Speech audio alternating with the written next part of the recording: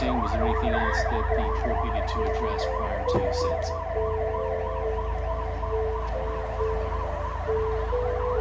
So I have considered all the testimony and evidence from counsel based on statutes. I have prepared a written sentencing order, which I will file contemporaneously with the pronouncement of the sentence here today.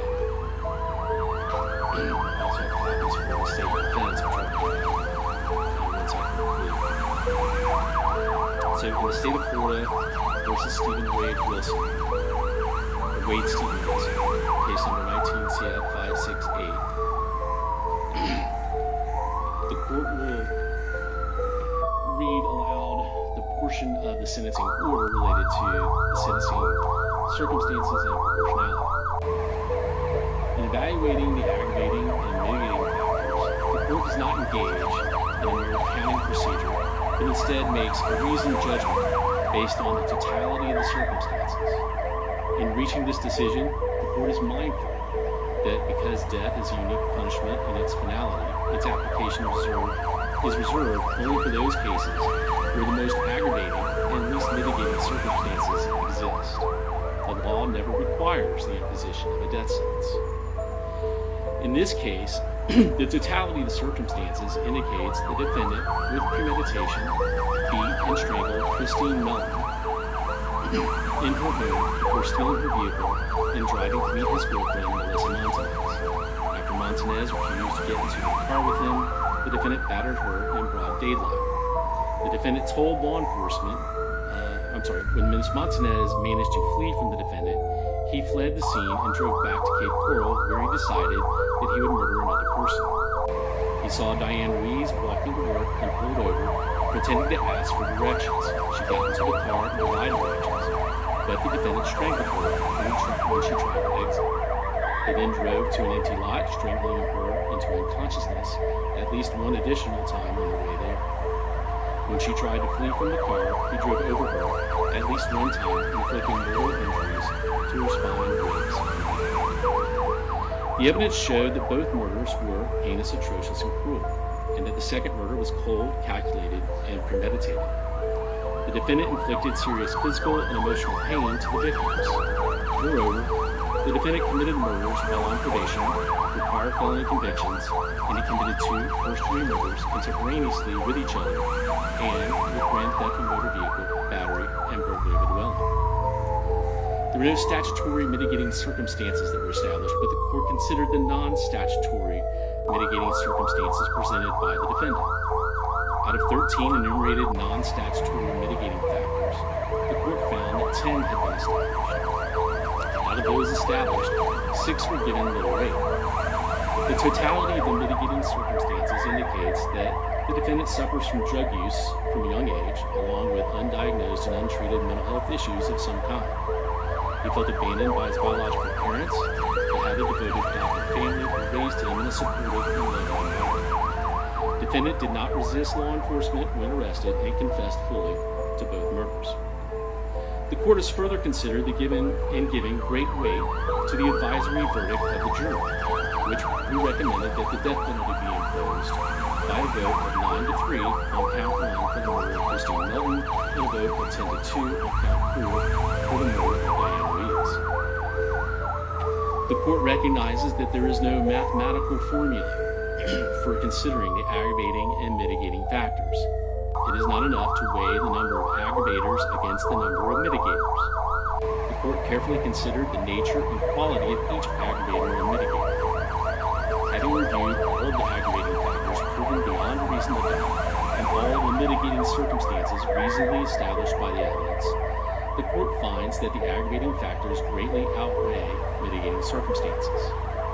Given the facts of the case, nothing in defendant's background or mental state would suggest that a death sentence is inappropriate. This court's review of other reported capital cases has led the court to conclude that the death penalty is not disproportionate in this case. Under the totality of the circumstances and evidence, the court finds no basis to override the jury's verdict. The totality of the circumstances warrants that the defendant, Wade Stephen Wilson, be sentenced to death for each count of first-degree murder. Accordingly, it is ordered and adjudged that the defendant, Wade State Stephen Wilson be sentenced as follows. Count 1, first-degree murder of Kristine Melton. The defendant is hereby sentenced to death. Count 2, grand theft of a motor vehicle. The defendant is sentenced to 5 years imprisonment in the Florida Department of Corrections. Count 3, battery. The defendant is hereby sentenced to 364 days in Lee County Jail. Count 4, first-degree murder of Diane Ruiz. The defendant is hereby sentenced to death. Count 5, the burglary of a dwelling. The defendant is hereby sentenced to 15 years imprisonment in the Florida Department of Corrections. Count 6, petty theft. The defendant is hereby sentenced to 364 days in Lee County Jail.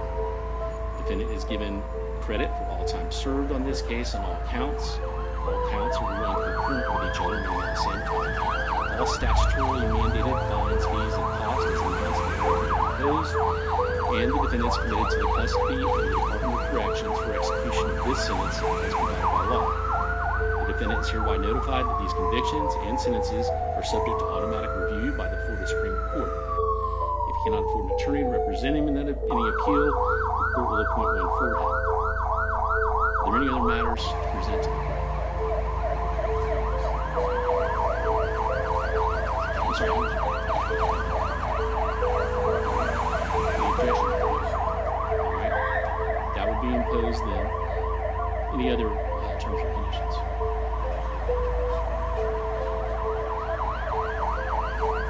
There'll be no contact order with the victim's family members and anything else.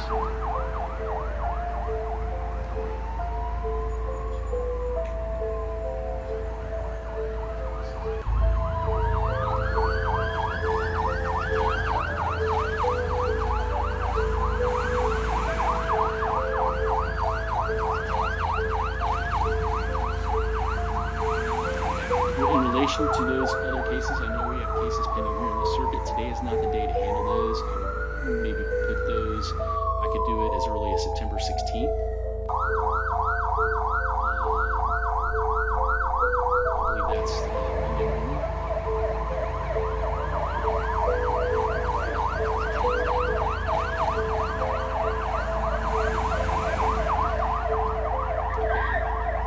Well, I think it'd be more appropriate to handle that at a different time. So let's do that September 16th then at 9 a.m. for the other cases, which are case numbers.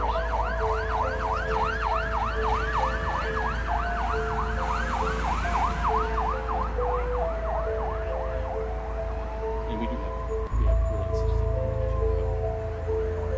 Judge, if I may, he also has a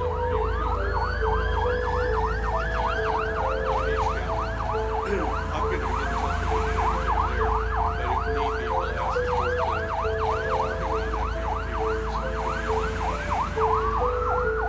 Well, it's not a motion in front of me today, but if you're certainly able to file whatever you want to file, then Yes, sir. I'll consider it.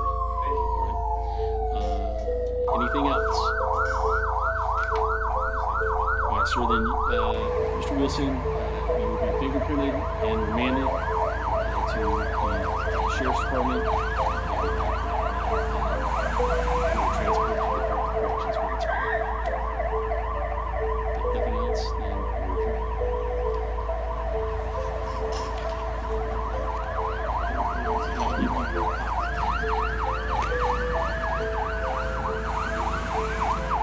Mr. Shirley or Mr. Hollander? One for the state and one for the defense. Thank you.